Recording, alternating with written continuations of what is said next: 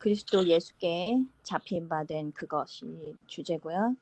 죄의 종에서 의의 종으로 저희를 불러주시고 또 이 순간도 하나님의 사랑이 무한한 임재 가운데 지금 있다라는 것에 대해서 저희 자신이 또 우리 스스로가 또 확신하는 시간이 되기를 간절히 성령 의뢰해서 기도합니다. 빌보서 3장 12절 말씀 먼저 읽고 시작하겠습니다. 내가 이미 얻었다 함도 아니요 온전히 이루었다 함도 아니라 오직 내가 그리스도 예수께 잡힌 바 된 그것을 잡으려고 달려가노라. 우리는 지금 무엇에 사로잡혀 있는가? 우리의 인생을 가만히 살펴보면 우리는 뭔가의 힘에 끌려가고 있음을 알 수 있습니다. 그것은 신기하게 내 마음과 생각을 지배합니다. 때론 그것이 자식일 수도 있고 또는 돈 아니면 미래에 대한 걱정, 풀리지 않는 시험 문제들, 드라마 내용 아니면 누군가를 미워하는 생각들, 때론 남편에 대한 분노, 여러 풀리지 않는 인간관계들, 어떻게 나에게 그런 말 할 수 있어? 아니면 자식을 향해서는 내가 널 어떻게 키웠는데 네가 나에게 이렇게 해. 아니면 이 정도면 참으로 나는 괜찮은 사람이야. 뭔가를 하고 있으니 은근슬쩍 나는 믿음이 있고 상대는 믿음이 없다고 생각하며 그를 판단하고 정죄합니다. 이것도 죄의 종의 한 모습입니다. 무서운 것은 이것을 본인은 모른다는 것입니다. 또는 반대로 참으로 나는 구제불능이야 라고 하면서 자신조차도 사랑하지 못하는 모습들이 있습니다. 이 여러 형태들의 공통점은 뭔가 참 답답합니다. 자유가 없죠. 왜 기쁘지 않을까? 뭔가는 다 갖고 있는데 내 마음대로 하는 것 같은데 왜 공허하지? 나는 왜 사랑을 받고 있지 않는 것 같지? 심지어 너무 아이러니하게도 교회를 다니고 봉사를 하고 말씀을 본다고 해도 이런 현상이 일어난다는 것입니다. 우리도 모르는 사이 우리는 우리의 마음과 생각을 누군가 끌고 가고 있음을 조금 떨어져서 보면 알 수 있습니다. 그것을 성경에서는 죄의 동이라고 표현합니다. 사도 바울조차 예수 믿는 사람을 잡아서 핍박하는 것이 그의 신념일 때가 있었습니다. 그것을 그는 그때 당신은 당연히 옳다고 생각했을 것입니다. 종이라는 것은 누군가는 주인이 있다는 거죠. 보이지 않는 주인이 존재한다는 것입니다. 누가 죄의 종의 주인일까요? 로마서 6장 16절에 이런 말씀하십니다. 너희 자신을 종으로 내어주어 누구에게 순종하든지 그 순종함을 받는 자의 종이 되는 줄을 너희가 알지 못하느냐. 혹은 죄의 종으로 사망에 이르고 혹은 순종의 종으로 의에 이르느니라. 그 주인의 특징은 사망으로 우리를 끌고 가고 있다는 것입니다. 우리는 이 모습을 누가복음 7장 36절부터 50절에 죄를 지은 마리아의 모습에서 명확하게 볼 수 있습니다. 여기서 등장하는 마리아, 바리새인, 시몬, 그 자리에 함께 앉아 있는 예수님에 대해 속으로 수근수근 거리는 사람들, 이 사람들 모두 죄의 종으로 사망으로 가는 사람들이었습니다. 우리의 삶의 모습은 어떨까요? 이 사람들과 별 다른 바가 없습니다. 성경에 나와 있는 것이 그대로 내 삶에 재현된다는 것은 굉장히 신기한 일입니다. 성경은 참으로 우리와 먼 책이 아니고 바로 우리의 삶의 모습을 재현하고 그것을 말하고 있는 굉장히 가까운 책이라는 것을 알 수 있습니다. 그러나 이 여러 형태의 사람들 중 사도 바울의 맨 위의 고백처럼 유독 드러나는 그리스도 예수께 잡힌 바 된 인물이 있었습니다. 누굴까요? 누가복음 7장 37절에 죄를 지은 한 여자, 바로 마리아입니다. 우리는 성경에서 아무리 죄의 종이라고 해도 내가 왜 죄의 종인가 참으로 의문이 듭니다. 사도 바울도 예수 믿는 사람을 핍박했을 때도 자기는 옳다고 생각했고 저도 마찬가지로 아이를 꼬집고 때리고 때로는 저도 주체할 수 없는 화를 내면서도 저는 옳다고 생각했고 남편을 있는 그대로 사랑하지 않으면서도 저는 당연히 예수님이 있다고 생각했습니다. 여기서 나온 바리새인 시몬, 예수님이 이 창녀 마리아에게 행하는 모든 행동이 이해가 가지 않았습니다. 그것을 또 속으로 수군거리면서요. 누가복음 7장 49절 말씀을 보시면 함께 앉아 있는 자들이 속으로 말하되 이가 누구이기에 죄도 사하는가 하더라.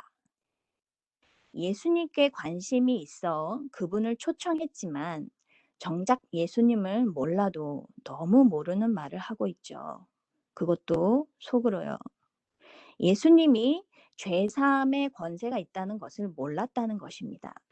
어떻게 이런 현상이 일어날까요? 그들을 사로잡고 있었던 것은 그들 자신의 사상이었다는 것이고 그들의 마음에 들어있는 자기 자신이었다는 것입니다. 누가복음 7장 39절에 예수를 청한 바리새인이 그것을 보고 마음이 이르되 이 사람이 만일 선지자라면 자기를 만지는 이 여자가 누구며 어떠한 곧 죄인인 줄을 알았으리라 라는 말씀을 합니다. 이 말에서 읽을 수 있는 두 가지가 있습니다. 첫째는 예수님이 선지자도 되지 않는다는 것이고 예수님이 누구인지 알지 못한다는 뜻입니다. 자기 자신은 알았다고 했지만 정작 이 말에서 알지 못하는 모습을 나타내고 있죠. 둘째로는 자신은 죄인이 아니다라는 의식이 있습니다. 남의 죄를 크게 보면서 자신은 깨끗하다고 생각하는 의식입니다. 마치 제가 우리 아이 아빠가 교회를 다니고 있지 않을 때 제가 아이 셋을 안식일날 아침마다 씻겨서 교회를 데려갈 때가 있었거든요. 제가 아이 아빠를 보면서 참 한심하다고 생각했습니다. 근데 너무 신기하게 그것은 항상 모든 싸움의 불씨가 되었습니다. 제 입술로는 나는 죄인입니다 하지만 정작 내 마음으로는 나는 죄인이 아니고 참 믿음 있는 사람입니다 라는 것이 제 마음속 저 깊은 밑바닥 속에 자리 잡고 있었고 그것을 착각하고 있었습니다. 왜 그랬을까요? 지금 생각해 보면 말씀에 비추어 봤을 때 나는 뭔가를 하고 있었기 때문입니다. 그러나 성경은 그 부분을 항상 지적하시고 그 부분을 뒤집어 엎으신다는 것이에요. 여기서 대조적으로 나오는 인물이 참으로 놀라운 은혜를 경험한 마리아예요. 그분의 은혜, 즉 사랑이 그녀를 끌고 가고 있었다는 사실입니다. 그 마음은 그녀를 이 지긋한 죄의 종에서 해방시켜 줄 수 있는 오직 예수를 보게 만들었습니다. 그녀의 눈에는 자기를 보고 수군거리는 사람들의 소리가 절대 들리지 않았습니다. 그녀의 마음과 생각과 눈과 행동을 주장하고 있었던 것은 오직 예수님 한 분, 즉 말씀이었다는 것입니다. 그리고 이 여인은 이런 행동을 합니다. 누가복음 7장 38절 예수의 뒤로 그 발 곁에 서서 울며 눈물로 그 발을 적시고 자기 머리털로 닦고 그 발에 입을 맞추고 향유를 부으니라 라는 이 놀라운 말씀을 합니다. 이 여인의 마음의 상태를 잠깐 묵상해 보시면요. 예수의 뒤로 가서 그 발 곁에 서서 있는 울고 있는 여인의 모습이 보입니다. 저는 이 말씀을 묵상할 때마다 제 마음에 참 깊은 감동이 있습니다. 이 여인의 마음속에는 나는 죄인입니다 라는 마음이 정말 깊이 깊이 있었다는 거죠. 왜냐하면 이 여인의 행동을 보시면 예수의 뒤로 가서 있거든요. 그리고 그 발 곁에 서서 계속 울고 있는 이 모습을 볼 수 있어요. 자신의 죄가 너무나 크기 때문에 그 죄에 묶여 있는 자신의 모습이 너무나 괴롭기 때문에 예수님의 뒤로, 그것도 앞에서 있지도 못하는 이 여인의 모습, 참 너무 얼마나 예수님을 사랑했을까 깊은 감동을 주고 또 줍니다. 이 여인은 눈물로 우리 예수님의 발을 적시고 자기의 머리털로 닦고 자신의 전 재산을 그 발에 붓습니다. 그 발에 입을 맞추면서요.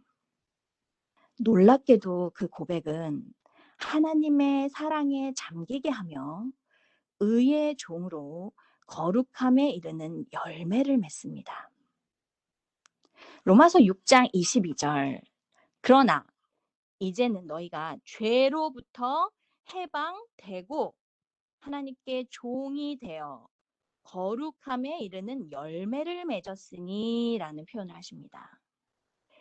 그러나 이제는 죄로부터 해방이 되고 바로 그 예수 그리스도가 내 안에 소유됐다는 것입니다. 하나님은 신기하게 모든 말씀에서 죄로부터 이미 해방이 됐다고 하십니다. 그래서 너는 이제 거기서 머물러 있지도 말고 머물 필요도 없다는 것이죠. 내가 내 목숨을 내주어 너를 샀다. 왜요? 죄의 종으로 만들어주기 위함입니다. 로마서 6장 22절 그 하반절에 보시면요. 그 마지막은 영생이니라 라는 너무 귀한 말씀을 하십니다. 다시 에덴으로 복귀시킨다라는 하나님의 놀라운 사랑이고 하나님의 눈물의 호소이며 너의 신분에 대해서 이미 내가 해방을 시켰다라는 것입니다. 이 말씀을 묵상할 때마다 저는 하나님의 사랑을 보지 않을 수가 없습니다. 이것은 이 여자의 노력으로 될 수 있는 것이 아닙니다. 이 여인을 움직였던 그 힘은 아버지의 사랑으로부터 왔음을 이 여인은 고백할 것입니다. 우리도 지금 이 순간도 우리가 살아 숨쉬는 것은 또한 전적으로 그분의 은혜임을 고백하지 않을 수 없는 이유입니다. 그런 이 여인에게 우리 예수님의 따뜻한 음성이 이렇게 들리죠. 누가복음 7장 50절. 예수께서 여자에게 이르시되 내 믿음이 너를 구원하였으니 평안히 가라 하시니라. 그 죄에 쌓여 두려워하는 감정까지도 세밀히 살피시는 우리 아버지의 말씀을 내 믿음이 너를 구원하였으니 평안히 가라 라는 이 귀한 말씀에서 볼 수 있습니다. 자식이 부모를 바라볼 때 부모는 자식이 필요한 모든 것을 이미 압니다. 처음 말을 할 때도 처음 걸을 때도 이것을 한 힘을 주는 건 부모죠. 자식이 스스로 할 수 없는 것입니다. 그러나 마지막에 자식이 하고 나면 네가 했다고, 네가 잘했다라고 칭찬합니다. 이 믿음조차도 우리는 가질 수가 없습니다. 그 믿음이 네 믿음이라고 우리 사랑의 예수님은 마리아를 칭찬하시고 이제 평안하거라 마리아야 격려하십니다. 내 죄사함을 얻었다. 로마서 8장 1절 2절 말씀에 그리스도 안에는 결코 정죄함이 없나니 죄와 사망의 법에서 그리스도 예수로 말미암아 생명의 법으로 이미 해방이 되었다라는 너무 귀한 말씀을 주시죠. 이 말씀을 믿은 마리아는 이제 더 이상 그 어떠한 정죄의식도 다른 사람의 수군거림도 그녀 귀에는 들리지 않습니다. 오직 그분의 사랑이 그녀를 휘어 감았을 테니까요. 그 사랑은 놀라운 힘이 있죠.